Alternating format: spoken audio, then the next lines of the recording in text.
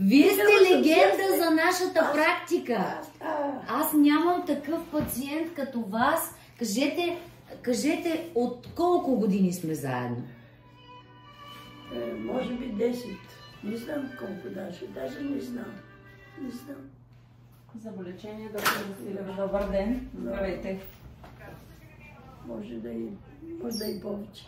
Не знам. Но 10-12 така мисля, че беше. Дани ви доведе. Да, тя ме доведе. И останах. И останах тук и така. Вие сте абсолютно... Приятно ми, не се чувствам така... Не се чувствам на зъболекар. Скован, като на зъболекар. Se чувствам в така приятна обстановка, нали? Необходимо. Ма и зъбките не са мръднали, откакто сме ги направили. Те пък толкова добре работят. Сега това лято единия се изрони и викам, бе, какво стана, нещо се е променило. Ма това е собствения ви зъб, нали забелязахте? Всъщност нищо друго не се е променило. Да, а този преди една седмица в това.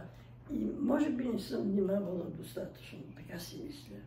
Не, дошло му е времето. Дошло му е времето. И все пак, достопочтена възраст от 91 години.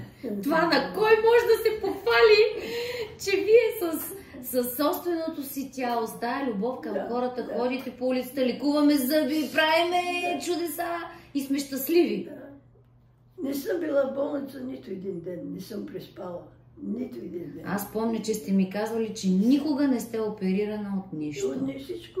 Само раждането на децата. Комплекта си е цял. Сладурка. Много ви благодаря. Вие сте огромен комплимент за нашата практика, да знаете. Обаче, винаги хората ми са интересни. Разбираш, интересни ми са и... Човек е жив, докато има любопитство в душата си, нали? И съм любопитна, така, искам да знам, така. Браво!